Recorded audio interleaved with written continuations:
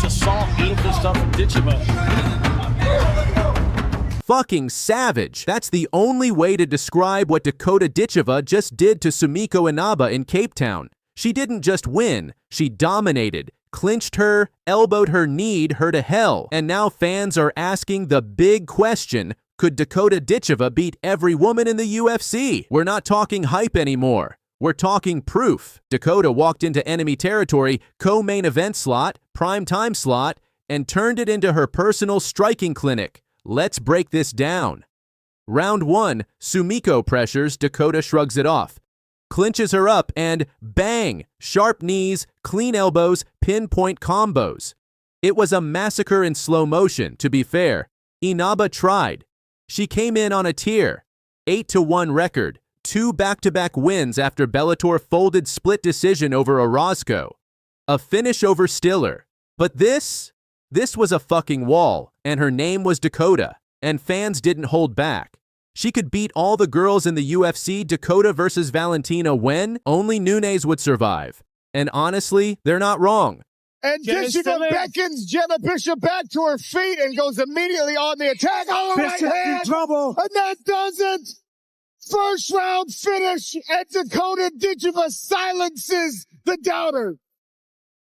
Let's not forget, she's undefeated. She's already a double champion. Europe flyweight champ in 2023 global season, flyweight champ in 2024. She ran through Lisa Malden, Chelsea, Hackett, Gina Bishop, and Tyla Santos. That's no joke. That's UFC level smoke. But let's be real. She took a long-ass layoff fame, sponsors, photo shoots, vacations. And some fans say it showed. She wasn't as sharp as the killers want her to be. And for someone chasing GOAT status, that's a red flag. Yeah, she won every round. But people expected a finish. And when you're hyped as the next big thing, that matters. This was a statement fight, and while she dominated, she didn't silence the doubters. But here's the real story. Dakota-Ditcheva is doing all this outside the UFC. And now fans are begging for her to make the jump. Forget Bellator. Forget PFL. The real killers are in the UFC. Valentina, Zhang, Erin Blanchfield, Rose Tatiana, Amanda, if she returns. If Dakota wants GOAT status, she has to take the crown from them, not circle around them. But here's the danger, Dakota's still getting better. She's got height, reach, striking, speed. And when she's locked in, she looks untouchable. The girls in the UFC better wake up, because Dakota-Ditcheva ain't coming to join the party. She's coming to end careers, and she just sent her final warning. Dakota-Ditch-freaking-Eva just dropped the truth bomb nobody saw coming. Crying in the cage after another dominant win. And no, it wasn't joy. It was frustration. It was pain. And it was a warning to the UFC. I'm stuck. Even though I look up to her a lot, I still want to be in her position and be able to beat someone like her. So You could fight any female right now. Who would you want to go with? Valentina Shevchenko right now. I want to be at the top. This is legacy versus legacy to be. Valentina is one of the most well-rounded fighters in MMA history. She reads opponents like code, downloads your game in real time, and exploits the first bug she finds. Dakota? She's got that unorthodox rhythmic striking that could actually throw Valentina off early. Long knees, feints, switch kicks from odd angles. But here's where Reggie gets real. Dakota still needs more 5-round reps. Her pace can dip late, and Valentina is the queen of championship round adjustments. Still, imagine a fully dialed in Dakota with sharpened counter wrestling and championship caliber cardio on point. If she dethrones Shevchenko, especially by spectacular knockout, it wouldn't just be an upset. It would catapult Dakota into instant superstardom and turn her into a household name overnight. We're talking late show appearances, global endorsements, the works. That's the rocket ship moment everyone's waiting on, and it would stamp her GOAT application in permanent ink. Dakota-Ditcheva, 15 wins, 0 losses. One of the most exciting undefeated killers in MMA. She just beat Sumiko Inaba at PFL Africa with style, power, and absolute control. But instead of celebrating, Dakota was in tears. I think I've injured my left hand. I'm more gutted because I've been out for so long and I'm injured again. You could see it in her eyes. Dakota didn't just break her hand, she broke inside. This was supposed to be her return, her moment. Instead, she's left with pain, a damaged hand, and more time on the shelf. And let's talk facts. Fans have been begging for Dakota in the UFC. Laura Sanko called her the violent Cinderella who could rescue the entire women's division. But now, it looks like the UFC just got ghosted. When you come back, what are you looking forward to? I mean, I have just re-signed with PFL. We've come to a great... That's right. She didn't jump ship. She doubled down. Dakota just re-signed with the PFL in what she calls a great agreement. But what some fans are calling a shackle 15-0. Global fan base highlight reel knockouts and still no octagon debut. Is this about loyalty or money? Is the UFC ignoring her? Or did PFL back up the BRINKS truck? She's never won a belt, as she's shown. Like, she's not a complete fighter, is she? I'm not a complete fighter. She definitely isn't either, so... But whatever. Let's not forget, Dakota destroyed Taila Santos in November 2024, a UFC vet, KO'd like she didn't belong. And then she disappeared, out for months with injuries. Just as the hype was peaking, now, back again, same story. Another injury, another delay.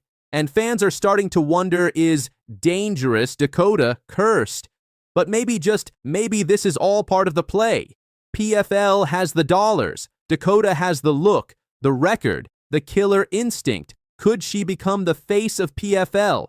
Could she bring more heat than Harrison, more damage than Cyborg? She wants to build her kingdom her way. But make no mistake, if Dakota keeps getting hurt, and if the UFC door stays shut, this might go down as the biggest what if in women's MMA. Dakota-Ditcheva just cried in victory. She just re-signed with the company that isn't giving her the UFC stage.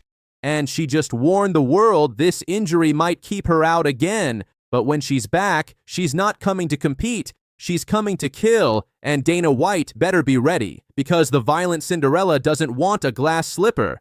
She wants blood. Because there's one name that I am dying to see in the UFC, and that's Dakota-Ditcheva. What a fighter. Yeah.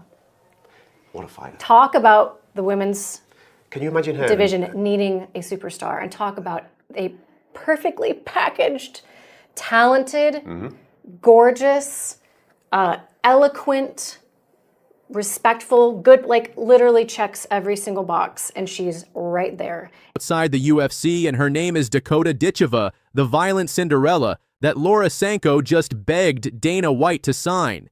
Laura Sanko said, "She is a violent Cinderella. Bring her to the UFC as soon as you possibly can." This isn't hype. This is a full-blown warning shot to every woman on the UFC roster. Dakota-Ditcheva isn't just undefeated. She's untouched, 10-0 finishing opponents like it's personal, and she's not even in the UFC yet. While UFC fans beg for a breakout female star, Dakota's quietly building an empire in the PFL and destroying everything in her way.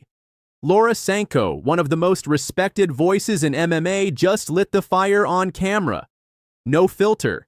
And she didn't name a UFC star. She picked Dakota-Ditcheva. That's huge. Laura Sanko. For me, it's Dakota-Ditcheva. She is a violent Cinderella. That quote alone is a massive L for the UFC's women's roster. Because when your own team says your biggest star isn't even signed, you've got problems. So why hasn't Dakota signed the contract? Easy. She's too smart. She knows her value, and she's not walking into a bad UFC deal just for the spotlight. There an opportunity for you to cross-promote with the PFL for, say, a Joan Ganu fight, and is there anything specifically stopping that from happening? Is there any way to stop it from happening? Is there anything that's stopping that specific fight or a specific cross-promotion with the PFL from happening? No, I'm not interested in that. We tried to make that fight. They didn't want to do it, and it's done. He doesn't fight here anymore. I'm not interested. So no fights with the PFL just in general? Should I? Possibly. We got 1, 2, and 3. They can't sell a fucking gate. Oh, talk to me.